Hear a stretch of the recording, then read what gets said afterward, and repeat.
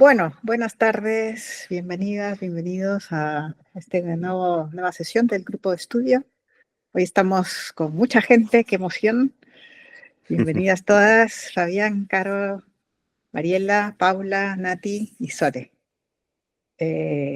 Hoy es jueves 10 de abril 2025 y tenemos un par de artículos, o uno por lo menos, para comentar en profundidad.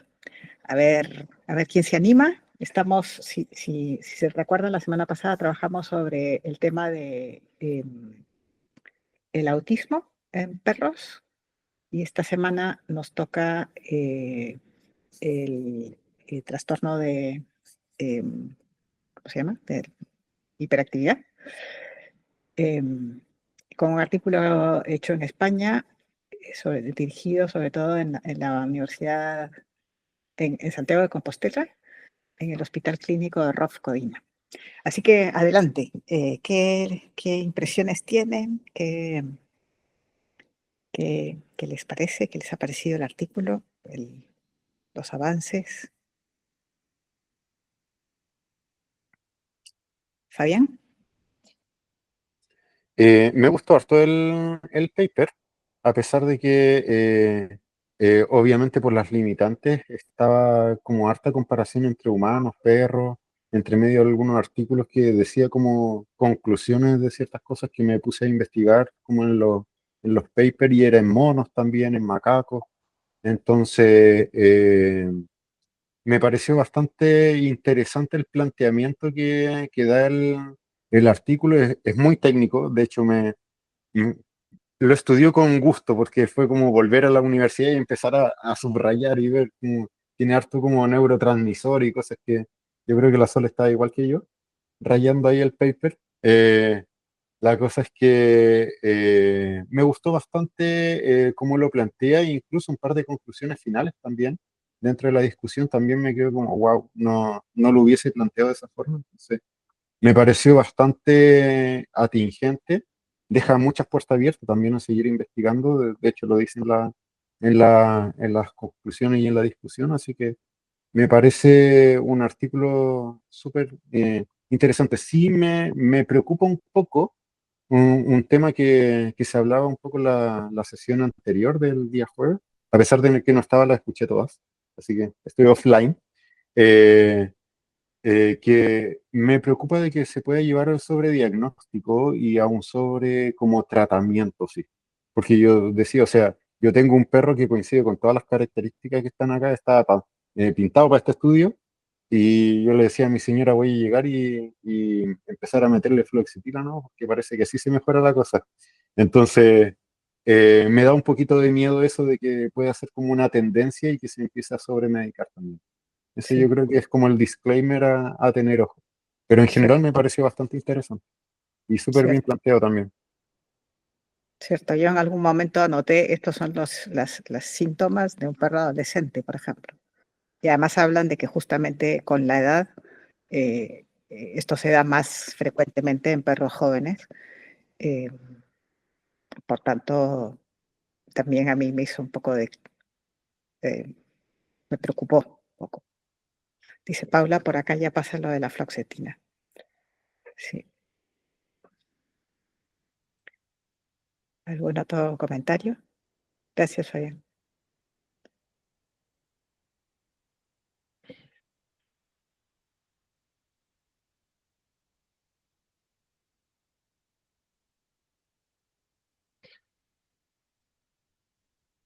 Bueno, y mientras se animan, yo hago un breve resumen de lo que aparece en el sumario, en el abstract, solo para tener como si alguien ve esto en el futuro, en algún momento, que sepa de lo que estamos hablando.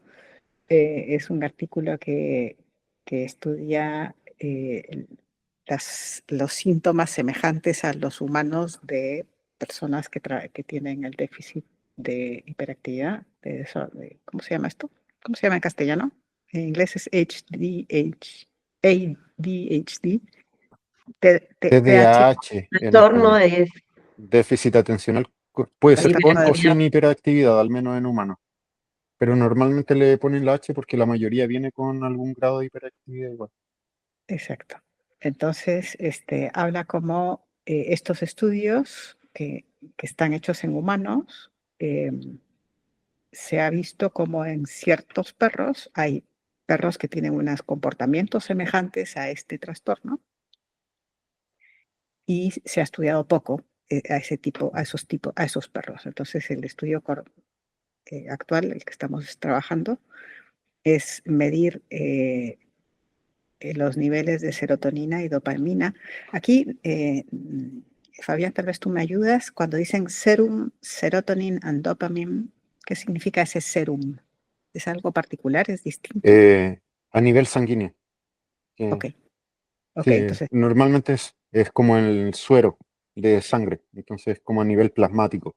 ok. Entonces, es la medición de serotonina y dopamina a nivel plasmático, Exacto. em, que en los perros que tienen estos síntomas semejantes al TDAH, este, estos dos neurotransmisores son más bajos que perros que no tienen esos comportamientos. Este sería, digamos, el trabajo que ellos presentan, ¿no?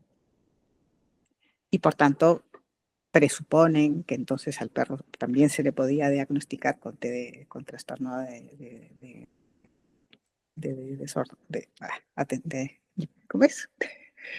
De, de atención, Trastorno de déficit atencional con de hiperactividad. déficit, gracias, de déficit atencional. Y por tanto, eventualmente se puede medicar de la misma manera. Ahí está el punto de la medicación, ¿verdad? Entonces, cuando lo leyeron, ¿qué les pareció? ¿Hay alguna idea que es algo nuevo para ustedes? ¿Se lo habían planteado como una posibilidad? ¿Lo sabían? ¿Habían estudiado otra cosa semejante?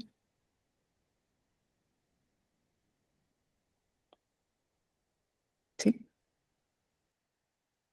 Eh, sí, o sea, bueno, yo de TDAH sé bastante porque mi tesis yo la hice en eso, entonces por eso tengo como datos en humanos al menos. Y por eso también me recordó mucho la universidad, como les decía, de ir como viendo todo el sistema como más neuroquímico de cómo funciona. Y primero me llamó mucho la atención como en mamíferos en general, al menos los que se estudiaron, que fue como, leí que eran hámster, eran monos rhesus, macacos no sé cuánto, habían estudios en gatos también parece, en perros y en humanos, entonces hicieron como un amplio, o al menos dentro de las revisiones que mencionaban en los papers, habían hartas como especies de animales, mamíferos en particular, que presentaban rasgos similares. Entonces, eh, me parece como bastante transversal e interesante de que se pueda ir como analizando también en distintos como, por ejemplo, roedores, que es más fácil por un tema de reproducción, de que es más fácil como generar ciertos tipos de ratones, por ejemplo, e ir extrapolando esos resultados también a las distintas especies. Y dentro de ello me llamó mucho la atención que es muy dependiente, por ejemplo, de el sexo, el estado como madurativo o como la edad finalmente, porque al principio del paper habla de que se puede asociar a falta de maduración a nivel como más de estructuras neuronales. Entonces, obviamente ahí, si hay obviamente jóvenes es mucho más prevalente que en adultos, pero llama la atención, por ejemplo, en machos que tiene, decía machos no castrados y aparte que fueran jóvenes, tienen mayor prevalencia. Y también se da eso en humanos, por ejemplo, o sea, la relación de TDAH es 2:1 a nivel de niños versus niñas, al menos acá en Chile.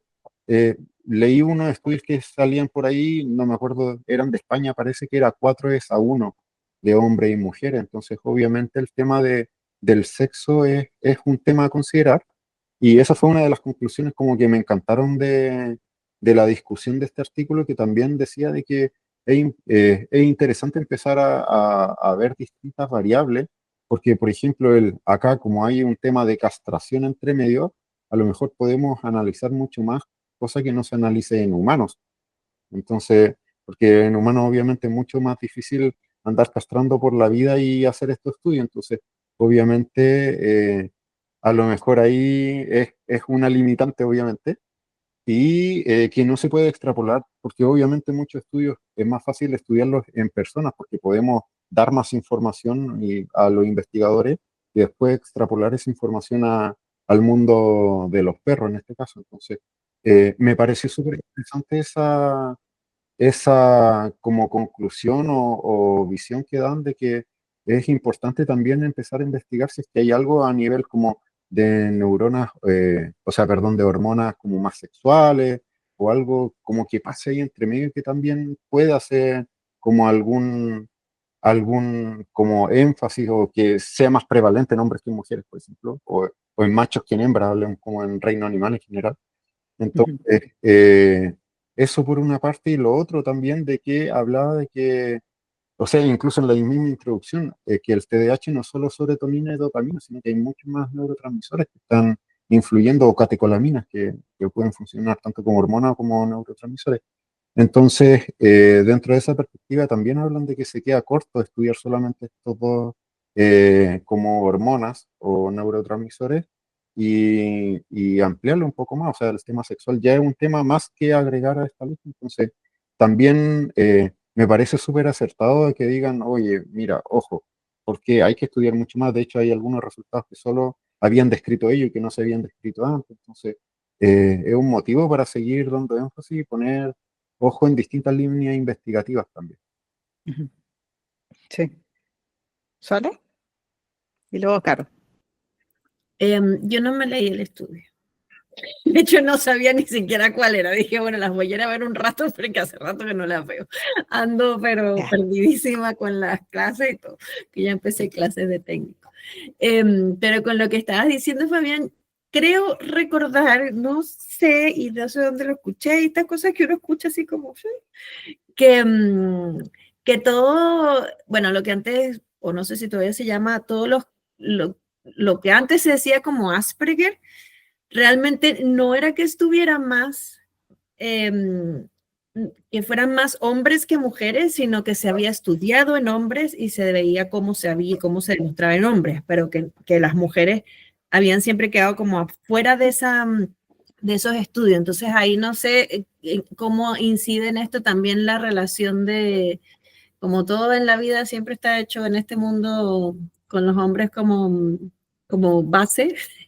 eh, no sé si ahí se pierde un poquito la relación que mencionabas en cuanto a en perros y perras, ¿no? Tal vez en perros y perras sería mucho eh, más realista o más adecuado o más equilibrado verlo que en hombres y mujeres, ¿no? No sé.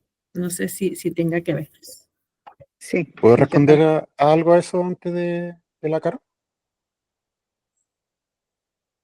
Sí, de que es súper cierto eso que dice Sole, y es un sesgo también que se ha visto últimamente, porque finalmente a nivel social se dice que las mujeres tienen más habilidades sociales que los hombres.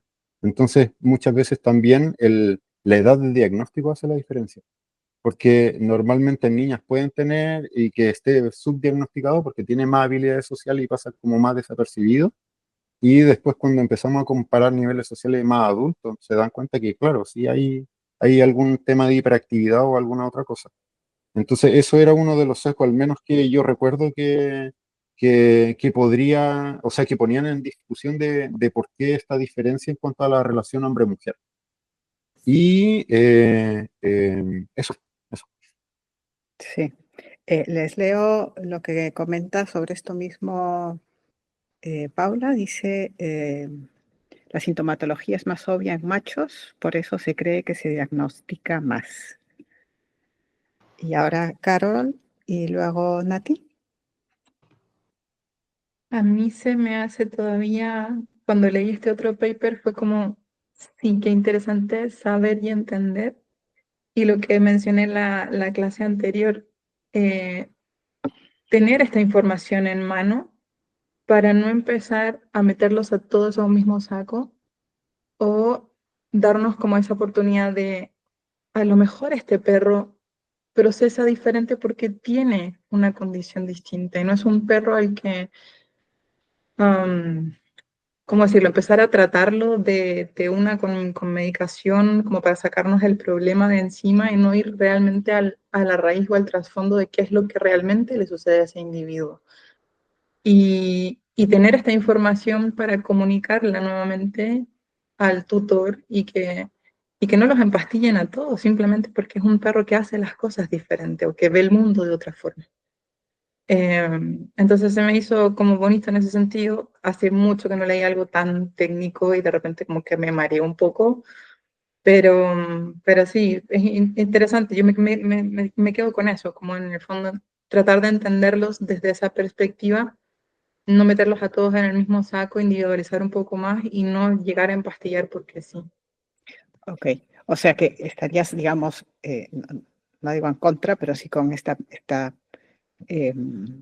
prevención de que a todo el que tenga TDAH le vamos a dar fluoxetina, ¿no? O sea que se puede Exacto, trabajar porque es lo que decía. sencillamente teniendo en cuenta que tiene esa manera de ver el mundo, ¿no? Que es un enfoque que no está en este momento en ese artículo, ¿no? Es un más a más tuyo. Sí.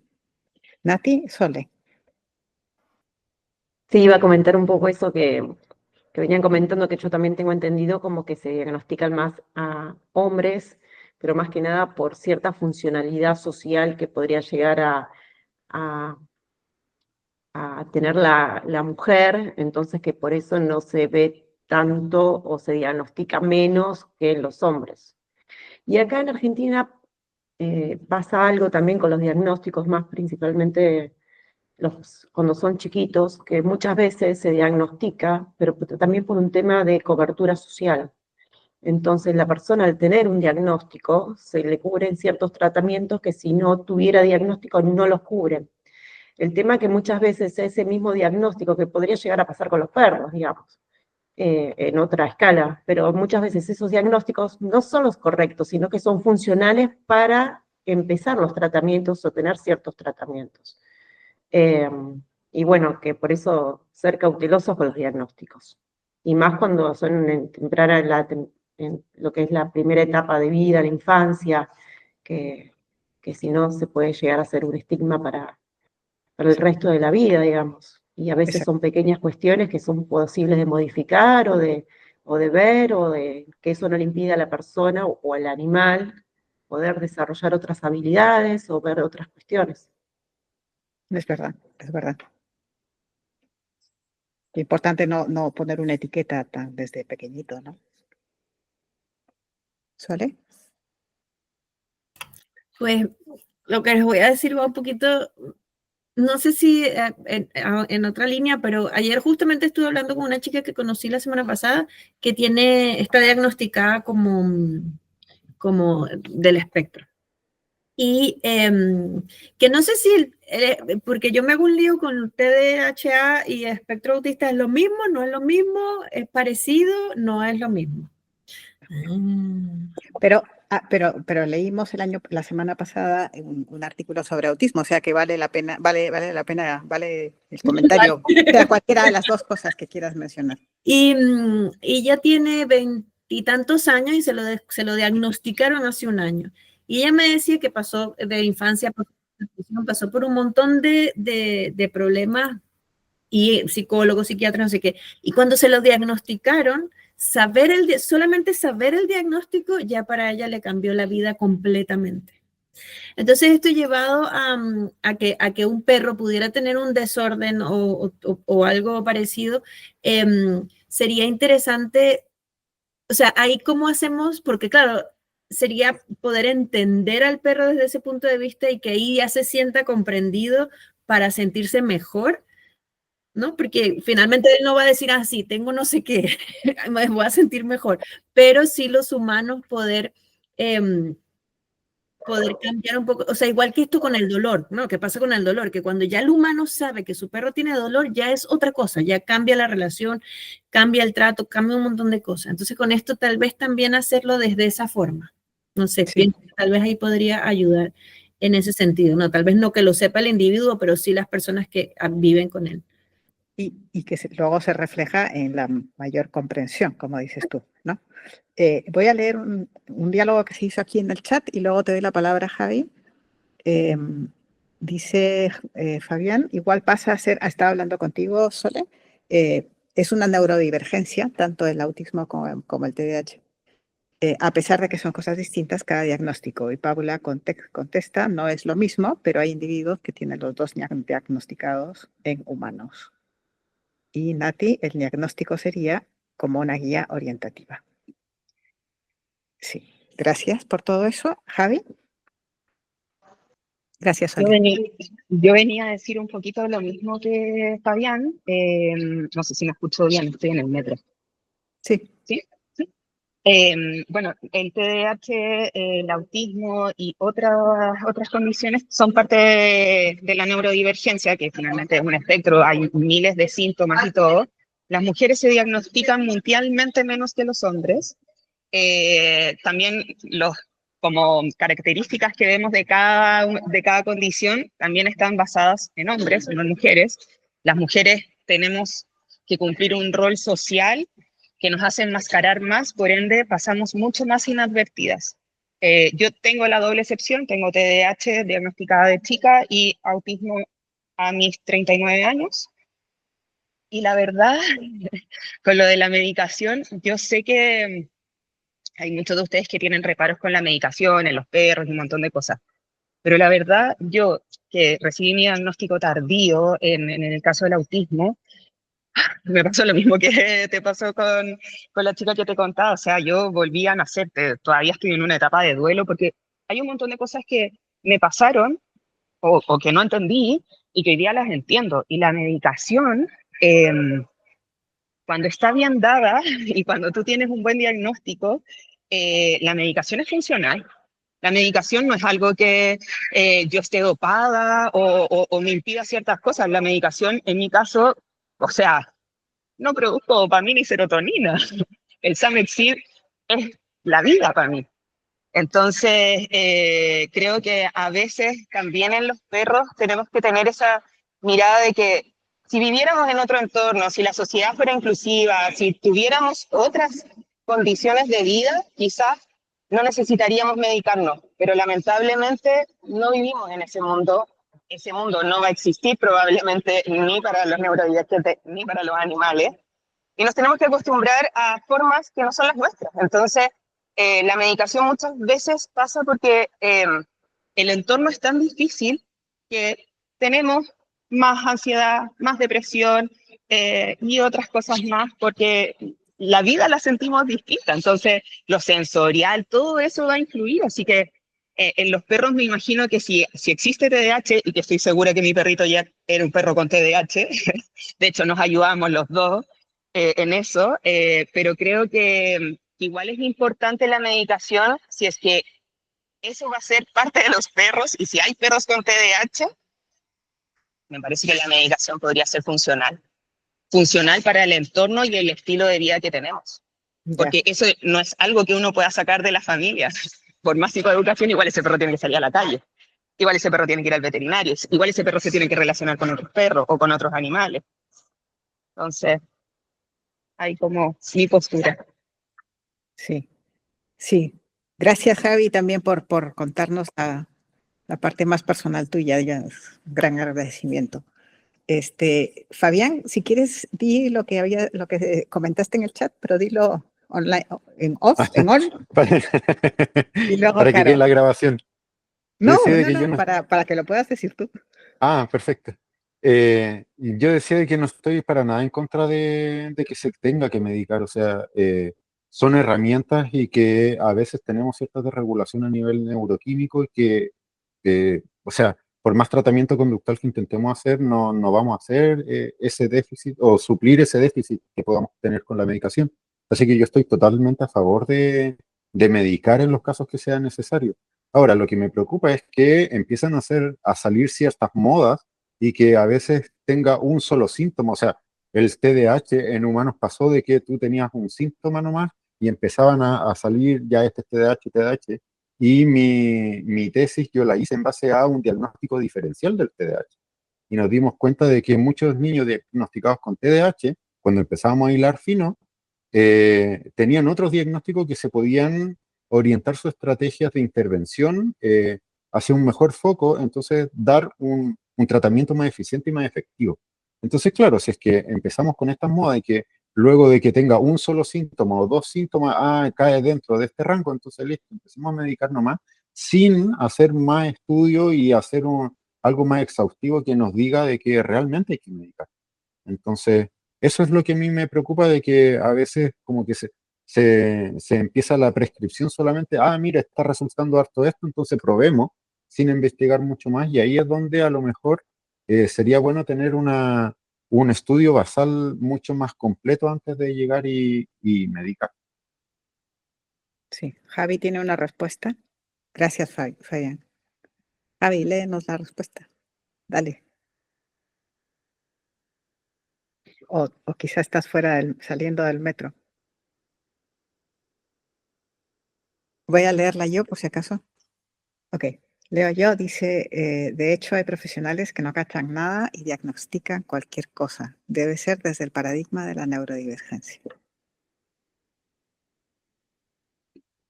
Sí. Yo quería preguntar a Sole, justo ahora se fue, pero se fue de viaje solo. Sí, los médicos con los cuales, los veterinarios especialistas con los cuales has estado conversando en tu programa de entrevistas a profesionales veterinarios, ¿has salido este tema en algún momento? ¿Cómo ves tú un poco eso, si es que lo has podido conversar? ¿Cómo lo ven ellos? Dice aquí, espera. Ya. Que ahora me voy a tener que desconectar porque va a estar Adri en la colmena y me voy para allá. Yo también voy. No, la verdad es que ninguno me ha conversado del tema. Sería muy interesante poder saber si alguno tuviera una visión o una opinión o algo que haya visto, ¿no? en su clínica que le pudiera llevar a esto, pero lo que sí es que tengo muchos alumnos que me dicen, yo estoy segura que mi perro tiene algo de esto, ¿no? Está en con TDAH o algo así, ¿no? Me parece interesante, igual lo voy a preguntar, podría ser una pregunta interesante, a ver si vuelvo a hacer alguna cosa con un neurólogo para ver si tiene alguna experiencia al respecto. Sobre todo para luego nosotros poder detectar, digamos, o orientarnos por si tenemos casos de este tipo, que podamos acudir a un profesional que tenga una apertura, como lo que estaban conversando Fabián y Javi y Paula, de hacer buenos diagnósticos para no, como dice Paula, no solo medicar como única intervención por comodidad del humano, Ah, sino que sea realmente algo multidisciplinario, ¿no? Donde haya también un trabajo de educación canina en el sentido de que los tutores aprendan, por ejemplo, más lenguaje canino, más a comprender a sus perros, etcétera, ¿no?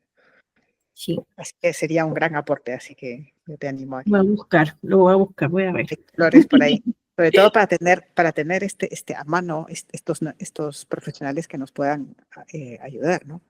Ujú, Y no caer en manos de cualquiera, o sea, de que alguien que no tenga esta sensibilidad. ¿Verdad? claro. Las voy a dejar. Un gusto verlos a todos. Nos vemos la semana que viene y ahí sí me leo los artículos. Ok, Sole. Ahí nos contarás de tu. Espérate, no te vayas, hacemos una fotica, que ahora que estamos todos. A ver, 3, 2, 1. Una sonrisa. 3, 2, 1. Eso es. Espera, Javi. 3, 2, 1. Y Lati, ahora sí estás online. Vale. Gracias, Sole. Sí, muy buena conversación.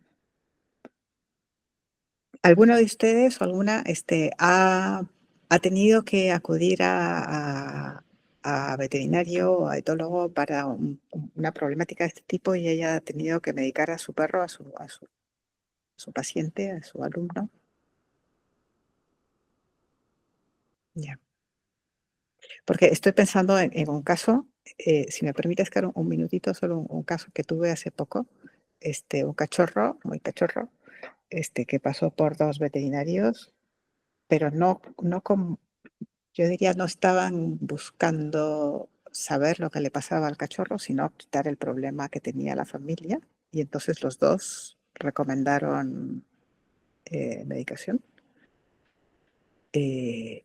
Cuando en ese caso particular, sencillamente era un cachorro y había que aprender muchísimo más sobre qué es un cachorro, etcétera, etcétera. Y hoy este perrito está creciendo normal, como un ya joven prepuber, este, eh, sin medicación, porque no la necesitaba estando tan chico, ¿no? O sea, era sencillamente trabajar en conjunto, ¿no?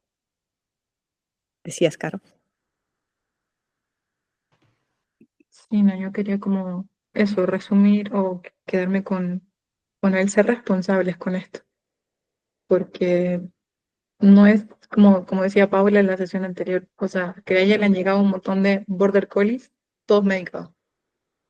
Y si es por eso, medicaríamos a todos los adolescentes, porque todos pasan por este periodo de TDAH, autismo y tal. A todos nos pasa, es parte del proceso del desarrollo, del crecimiento, y no por eso, porque el perro está más inquieto, porque hace más cosas, porque busca más actividad, porque se desafía más, por tal, lo vamos a empastillar para tenerlo tranquilo en el sofá. A mí me gusta eso, como quedarme con que esto existe, cómo ir al correcto diagnóstico y no pastillarlos a todos, porque no. Creo que bien hecho y de forma responsable, sí, la medicación tiene esa funcionalidad de que hay personas y perros que efectivamente no producen estos neurotransmisores y hay que ir a apoyarlos con eso, pero no todos. Entonces, sí, es Y lo que les preguntaba por el chat, no sé si existen ya estos diagnósticos test, cómo se hacen, quién los hace, porque no me ha tocado diagnosticar a ninguno ni tener esa herramienta tampoco. En los artículos que estamos leyendo no aparece como un test que esté hecho para. Justamente son dos artículos, sobre todo este último, del 2023, que se señalan a sí mismos como muy punteros, ¿no? O sea, muy novedosos en Sería en ir el tema. a medir niveles de neurotransmisores en sangre. Sí, Fabi, ¿está bien? Sí, pasa que, bueno, incluso en humanos el TDAH se diagnostica prácticamente con una encuesta. Entonces, si es que cumple los criterios, listo, es TDAH. Entonces, ese es el tema y lo que me parece interesante de este artículo es que, claro, va a investigar mucho más allá como datos más objetivos y no tan solo como tan subjetivo como una encuesta solamente. De hecho, normalmente lo que se hace ahora, último, es aplicar baterías de test, no solo uno. Y de hecho, por eso mismo es que este artículo aplican como 4 baterías o sea, como test, finalmente encuesta, y en base a eso ven como sintomatología, como si es muy hiperactivo, se mueve mucho, tiene mucha actividad, no para y como cosas así. Entonces, y ahí como que casi con eso dicen ya es con o sin hiperactividad. Pero claro, si cumples ciertos criterios como diagnóstico de que sea un poco más inquieto, de que se distraiga muy fácil y cosas así, y después se aplica una encuesta un poco más amplia y si tienes mayor que la media, tienes TDAH. Entonces, obviamente en perros están aplicando más o menos lo mismo porque es casi lo mismo que se usa en humanos, finalmente. Claro. Ese es, como dices tú, es el cuidado que han tenido en este trabajo es cruzar la información de 4 tests comportamentales con los resultados bioquímicos, ¿no?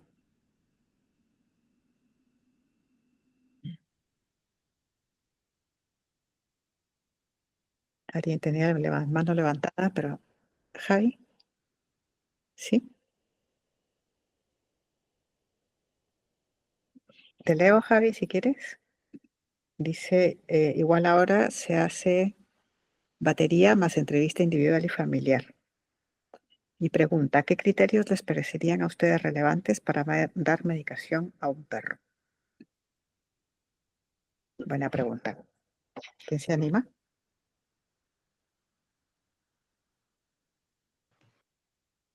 Dale. Claro. No sé si tengo como el criterio así de la regla, pero tengo un perro que no para. O sea, simplemente no para. No descansa. No, cuando duerme siempre está como dormido, pero con un ojo medio abierto, pendiente del entorno. Nunca del tiempo que he compartido con él de noche, nunca lo he visto dormir REM. Y Gracias, creo que en Paula. esos, Chao, Pau. En esos casos quizás podría ser un criterio cuando esté afectando, eh, no sé cómo decirlo, pero la calidad de vida del individuo per se, porque no es solo un perro que se mueva mucho, es un perro que no tiene calidad de descanso, no tiene, o sea, no sé si en esos casos aplicaría ir a estos test, a estas entrevistas, a estas preguntas, a estos cuestionarios, porque igual me pasa que el tutor muchas veces tampoco es tan decidor para decirte si el perro hace ciertas cosas o no. Para mí sí, y veo que es un perro que no descansa, pero a lo mejor para la tutora no, si él duerme tranquilo, súper bien y normal.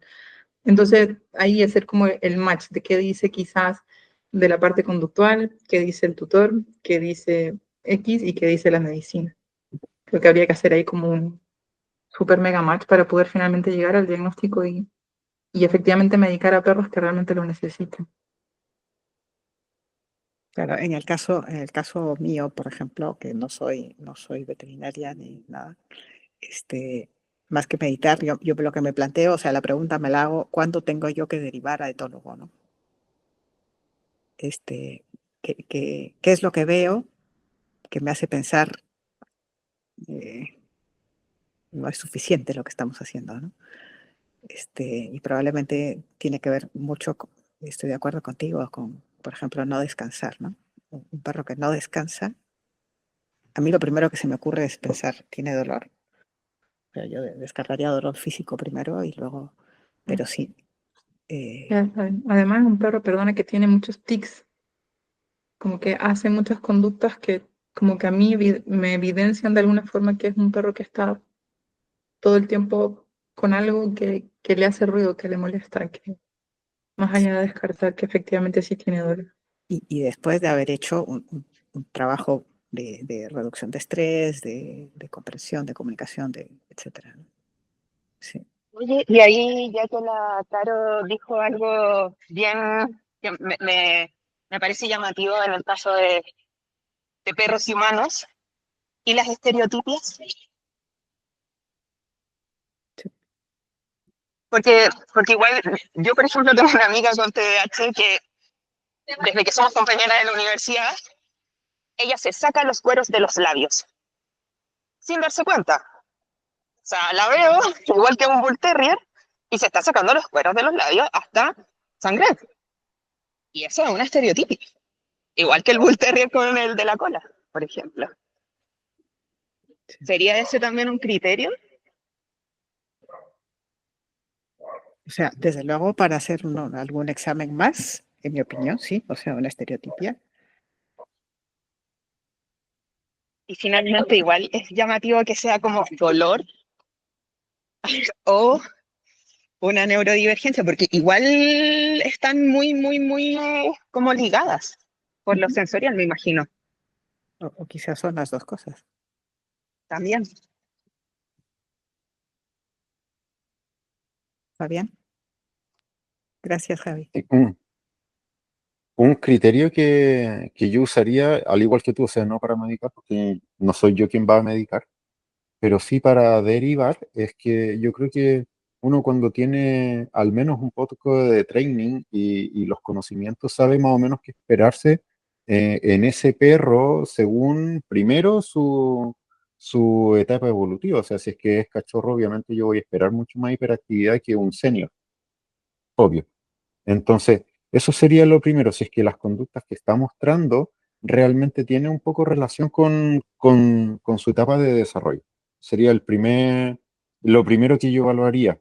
Segundo, si es que tengo la duda, a lo mejor ver ciertas pruebas ver si es que, no sé, atiende a la concentración, si es que se distrae muy fácilmente o le cuesta como finalmente como seguir instrucciones o como enfocarse, aunque sea un ratito, porque a veces uno hace ciertos trabajos y ver si es que el perro tiene algún tipo de foco, por ejemplo, si es que logro llamar su atención de alguna forma y ver como distintas cosas como para ver desde un punto de vista conductual si es que es más o menos lo esperable, también en base al contexto en el que está. Y de acuerdo a eso, si yo veo de que como que se sale un poco de la norma y o sea, no cumple con alguno de estos criterios, por ejemplo, un senior demasiado hiperactivo, entonces, claro, yo derivaría. Y lo otro es que ante la duda, yo igual derivo porque finalmente prefiero de haberlo derivado y quedar de exagerado y que alguien lo revise a que no, tranquilo, no pasa nada, si es totalmente esperable y que después se pase mucho tiempo y después nos demos cuenta que intentamos hacer un trabajo, no sé, después de 10 sesiones y no avanzamos nada o avanzamos muy poco, no llegamos a los objetivos que uno espera en ese tipo de perro, en ese tipo de edad, por ejemplo, y que después de, no sé, un año nos dimos cuenta de que era un diagnóstico totalmente distinto. Y que puede llegar, no sé, por ejemplo, me voy a poner lo extremista, un tumor a nivel cerebral que está interfiriendo en tu comportamiento, por ejemplo. Sí, sí. Una vez más es un llamado al trabajo multidisciplinar, ¿verdad?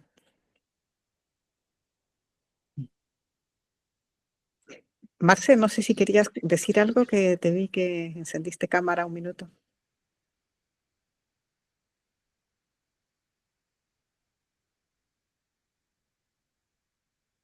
Mm.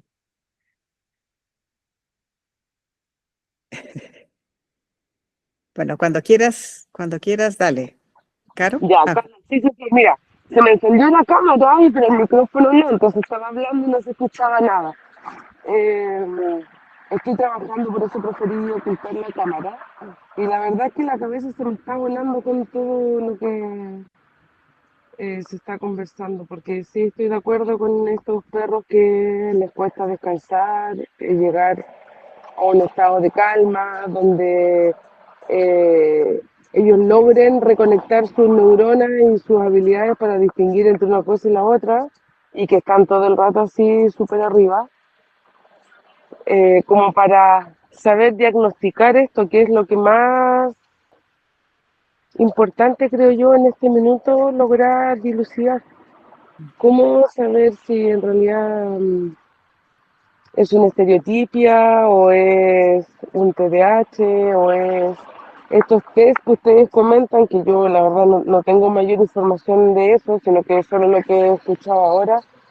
Importante que se puedan ir desarrollando los expertos entendidos en esto para que un equipo multifuncional, como dice Carmen, pueda dar algún tipo de diagnóstico y ayuda a los tutores también.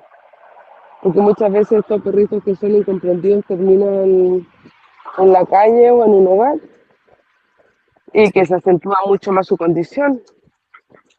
Entonces, para mí en el objetivo de ayudar en el bienestar físico, emocional, intelectual de un animal está, ojalá que pronto se pueda saber cómo diagnosticar y ahí saber cómo ayudar. gracias, sí. Sí, sí. Gracias, Marce. Súper interesante, chiquillos. Sí. ¿Caro? Yo me quedé cuando Javi mencionaba lo de su amiga que se mordía el labio.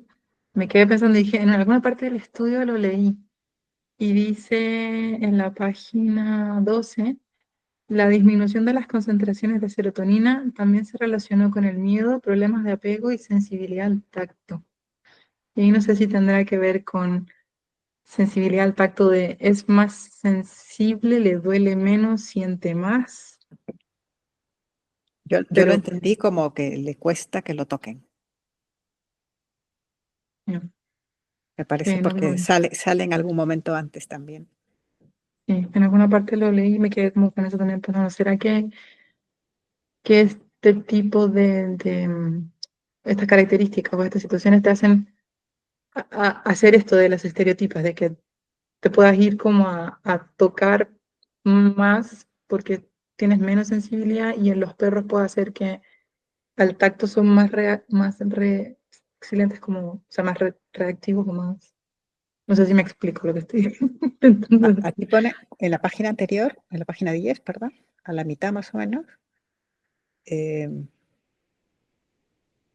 habla de touch sensitivity, o sea, sensibilidad al Claro. tacto relacionada con miedos y rechazo a potenciales procedimientos dolorosos. Entonces, más que insensibilidad al dolor, es sensibilidad, Hipersensible. hipersensibilidad. Sí. Porque me llaman la atención los Porque perros la, que... la estereotipia lo que es una, hasta donde yo entiendo, ¿no? Es una vía de descarga o podría ser una vía de descarga emocional que luego deja de ser funcional, ¿no? Y se convierte en dañina, ¿no? Pero inicialmente el perro la hace porque piensa que así va a estar bien. O sea, si me persigo la cola, voy a poderme tranquilizar, ¿no? Pero no se puede tranquilizar y entonces sigue en ese ciclo, en el bucle. Y las personas, esto de, perdona a ti, de morderse. Yo también tenía una compañera que sacaba pelos y se hacía pelones en la cabeza. Personas que se muerden, que justamente es eso, es como me estoy tratando de hacer algo para aliviar esta incomodidad que a mí a veces me pasa, es como me pica el alma, no sé qué tengo, pero como que necesito descargar de alguna forma, que puede ir un poco como por Sí, sí, ahí. sí, sí, sí, tal cual. ¿Nati? Sí, como una forma de autorregulación que poseemos. Y también se me viene a la cabeza, digo, trastorno obsesivo compulsivo. Es como que si queremos poner diagnóstico, podemos encontrarle a todas las conductas o comportamientos alguna que se va a saltear o va a estar en varios diagnósticos. Y iba a decir algo que ahora me olvidé de nuevo, pero me suele pasar que me olvido. Pero bueno, nada. Pero bueno, eso que a veces, y la importancia de que ciertos síntomas pueden verse en un montón de diagnósticos. Entonces, poder descartar y poder, bueno, no me ha pasado por ahí de tener que derivar y eso, pero aunque uno puede suponer que tiene alguna cuestión neuronal más que en un animal. Sí. Sí, sí. Iba a decir algo más si me acuerdo lo... Sí. Tomas la palabra sin más. Dice Javi, por eso se usan los fidget para una descarga más segura. Ah, me acordé que ahora estaban comentando lo que decían sobre la sensibilidad y por lo que tengo entendido en las personas, y conozco casos que no tienen su umbral del dolor, es tan alto que a veces para tener ciertos registros en lo sensitivo no se dan cuenta y apoyan la mano en un calefactor hipercaliente, súper caliente, y eh, no tienen la noción o la sensibilidad. Por eso me llamó la atención cuando dijeron que eran hipersensibles. Para algunas cuestiones son hipersensibles y para otras no, como que eso también Ujú. depende del caso. Entiendo, entiendo, sí, sí.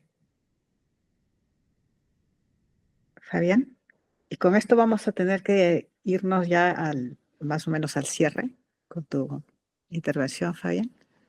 Sí. Lo voy a decir solo porque lo tengo anotado como frase célebre. Y también en relación a ese mismo tema, en la misma página 10, un poquito más abajo de lo que tú hablabas, Carmen, hay una parte que dice: los investigadores anteriores han demostrado la relación entre la serotonina y el apego.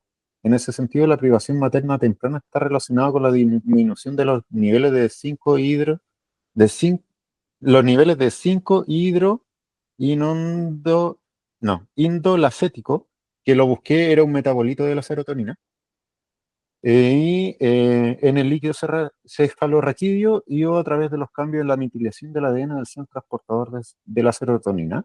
Y bueno, estos son estudios que hablaban de que no se habían descrito previamente, entonces hay que estudiarlo mucho más. Y lo anoté porque me parece súper interesante también de cómo afecta. O sea, el otro día, por ejemplo, ayer, antes de ayer, creo que veía un artículo de que habían traído un lobo de miles de millones de años atrás, como que lo habían hecho acá y al final la noticia no era tan cierta y que finalmente hicieron como ADN de lobo, no me acuerdo si era lobo gris u otro tipo de lobo, como que reconstruyeron todo. Y para llegar a eso, entonces, me llevó a lo que quiero llevar, es que finalmente lo que hicieron, implantaron este óvulo con el ADN, con todo el material, en un perro. Y el perro fue quien finalmente era el vientre de alquiler. Y hablan de que el tema de esto es que igual se expresan genes en relación eh, al perro, porque finalmente tenemos la epigenética. O sea, si ese perro está muy estresado, va a tener, no sé, de que pasa hambre, probablemente tengan tendencia a hacer como a comer, comer, comer de manera desenfrenada. Entonces, obviamente esa genética, o sea, esa epigenética hace lo suyo también. Entonces, claro, en relación a eso, como hay cierta metilación, entonces estamos modificando como códigos genéticos finalmente. Me parece también interesante esta como baja, o sea, como dice, cambian en la metilación del gel transportador de la serotonina, o sea, que finalmente eso lleve esta mutación genética a que se lleve menos serotonina y por lo tanto esté menos disponible y eso como que produzca todo esto. Entonces igual da una vuelta como súper interesante también a todos los cambios que pueden haber y todas las consecuencias y que hay que poner harto ojo porque a veces una cosa puede ser de un origen por, no sé, temas en la primera infancia, por ejemplo y que, no sé, los mismos test tempranos que nos llevan a tener estas mismas sintomatologías, que sean mucho más reactivos, hipersensibles, más asustadizos, que tengan temas de apego.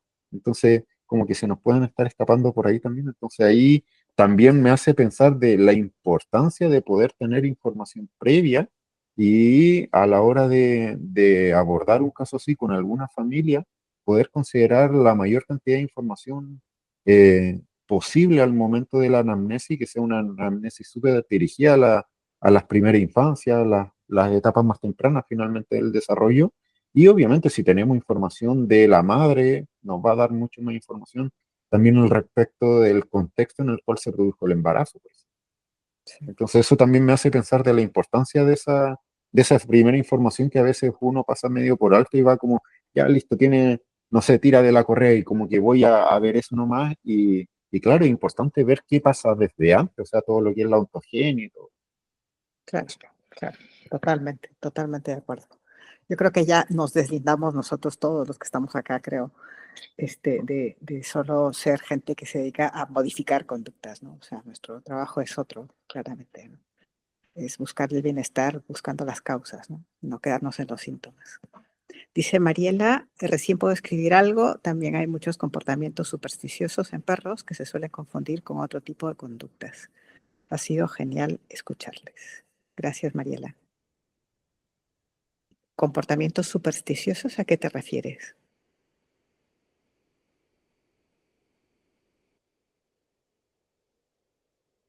No sé si puedes escribir.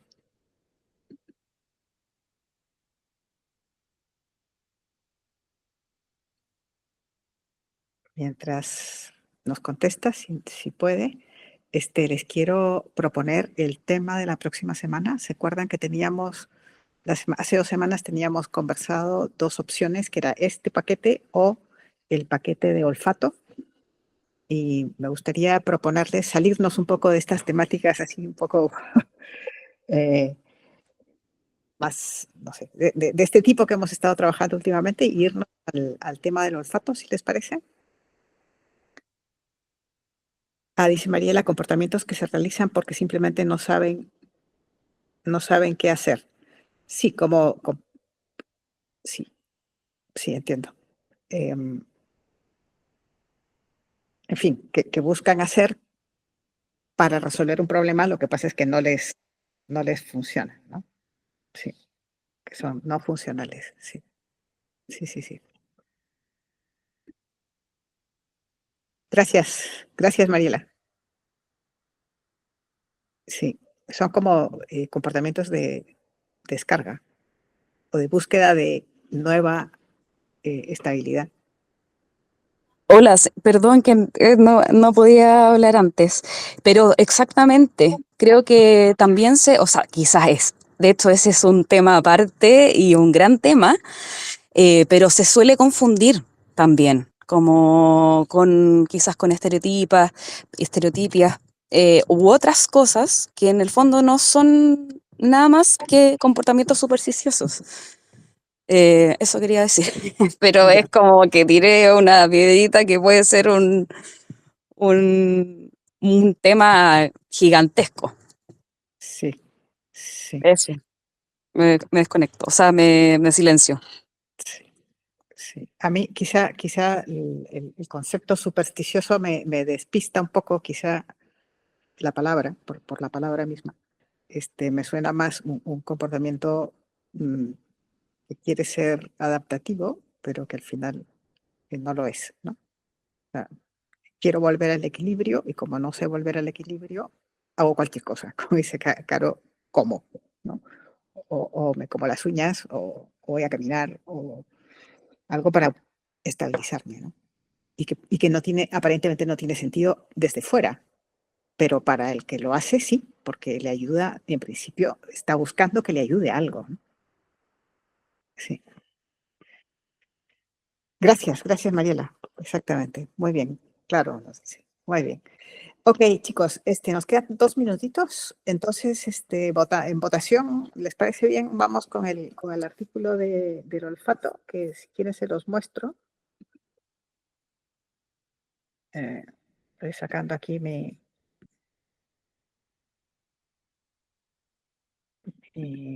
Sotairo. A ver si abre. Si no lo teníamos apuntado en algún sitio. A ver, acá está.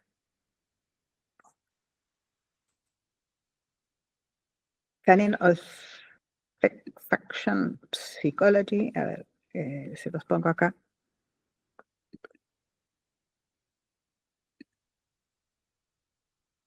Los pongo acá en el chat para que lo veamos.